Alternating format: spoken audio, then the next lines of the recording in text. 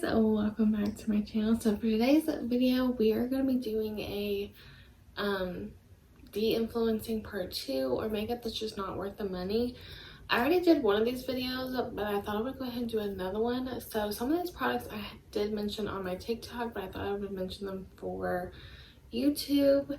And then I have a couple more products like written down that I don't have like the physical anymore. So pretty much this video is just products that I feel like just aren't worth the money. It doesn't mean they're bad, it just there's either better alternatives for cheaper or it's not worth how much they are.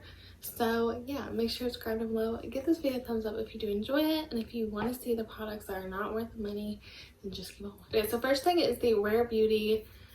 This is the Pore Diffusing Primer. So this isn't a bad primer by any means. I just think out of all of my pore diffusing primers, this one is my least favorite. I feel like out of all of them, it just doesn't minimize the pores as much as I want it to, and it doesn't have to control the oils as much. I like this one more during the winter when I'm not quite as oily. I feel like if you have dry skin, you would really like this, or even normal skin, because it isn't super mattifying. It's definitely a little bit more hydrating, but it does still diffuse the pores. I just think out of all of my ones, this is like my least favorite, and I don't think it's worth the money. Next is the Maybelline 4-in-1 Perfector Glow Makeup. So I do like this product. I just think sometimes it's hard to get this thing to work for me. I think I like it better with like no makeup, because sometimes when I wear this underneath foundation, I do feel like it can kind of sit underneath my foundation a little bit weird, and it doesn't have like a crazy amount of glow, which I do like, but out of all of the ones that I have, it's not a favorite for me. The next thing is the Hourglass Ambient Soft Glow Foundation. So this is a very, very raved about foundation. I feel like everyone loves it. I wanted to pick it up because I do like Hourglass as a brand, and I like a lot of their complexion products, but it didn't do it for me. There was just something about it. I can't exactly pinpoint it where I just didn't love it. I don't think it's worth the $58. It looks nice on the skin, but it doesn't blow me away. I don't feel like it's anything spectacular worth the $58, and I feel like if I used too much of this, it did look heavy and cakey on the skin, so just not worth the money for me.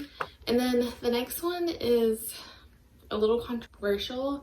So even though I do really, really like this foundation, I just feel like it is not worth the money. So this is the Giorgio Armani Luminous Silk Foundation. This is $48 for the sample, or like the mini size. So the mini size is 0.6 fluid ounces, and then the full size, which I think is an ounce, is $68, which is just insane. It's not like it's a bad foundation. It gives good coverage. It looks really pretty on the skin, looks very natural, but it is so expensive that it's just hard for me to recommend such an expensive foundation when I feel like there are very similar options. Like the Makeup by Mario is very similar to this. You can get a very similar coverage and wear time that I feel like I would just say go with the Makeup by Mario over this one.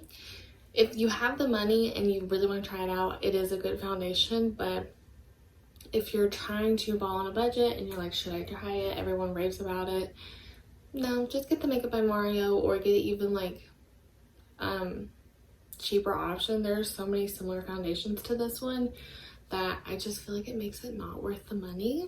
I have the Fenty Beauty Matchstick. So this is in the shade Soft Amber. So they did like reformulate these, I think, but this is one of the newer colors.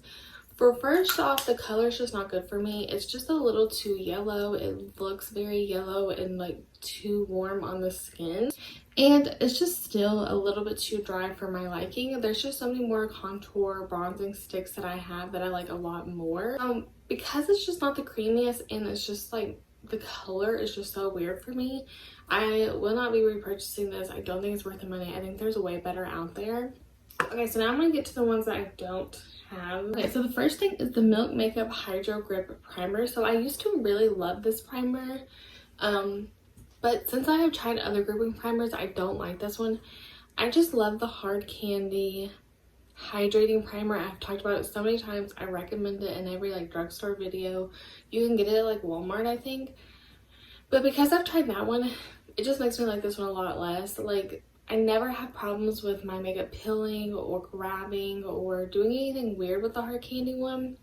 But with the Milk makeup, I feel like no matter how long I sit, depending on the foundation, the concealer, powder, whatever, it would kind of just grab it and make it patchy. It would peel. It was kind of hard to work with, and you had to be like, it was just very finicky product. So it's not worth the money. I think there's other gripping primers out there that are way cheaper and better. So next is the Patrick Ta mascara. So I actually got this in a BoxyCharm. I don't splurge on really high-end mascaras just because there's so many good drugstore mascaras. I don't think that you need to splurge. But this one just did nothing. It literally did nothing to my lashes. I feel like all it did was just put like a black coat on them. But I don't feel like it lengthened. I don't feel like it volumized. Every time I put it on, I don't know if it's the spoolie, like the little wand on it, or if it's the actual product. It would irritate my eyes so bad. It would make them red and watery, and I just hated this mascara. I did not like it at all. And then the other one was the Anastasia Beverly Hills mascara. Again, kind of the same thing. I think this one is supposed to be a volumizing mascara. The wand kind of reminds me of the Too Faced mascaras or like the Lash Paradise from L'Oreal. It just did nothing. I felt like it was just really expensive mascara. I didn't feel like it was worth the money. I feel like it did nothing for my lashes other than just, again, give them darken them, but it didn't volumize or lengthen. I just didn't like this mascara at all. Okay, so the next thing is the Amika dry shampoo. So I got this dry shampoo because I was trying to find one, and everyone loves this one. They all rave about it, and I just did not like the shampoo. This dry shampoo, I feel like it did nothing. I got the extended one, so I thought, I have super oily hair. I wanted to get the one that was like the extender, like even more dry shampoo or oil controlling, but it did nothing. It's every time I put it in my hair, it's like if I put nothing even in it. It didn't help with the oil. It didn't help with like giving it a little bit of volume so it didn't look so flat. The only thing that it did is I don't feel like it left a white cast or like a weird like residue. But other than that, I don't feel like it helped with actual oil control. And I also feel like it like evaporated in the bottle. Like I feel like I went through it so fast, and maybe it's because I had to use so much. And also I feel like you had to shake it really, really well or nothing would even come out. So yeah, I did not like that dry shampoo at all. And then the next thing is the Living Proof dry shampoo. So this is, it's a good dry shampoo. It does control the oils. It does what it's supposed to do.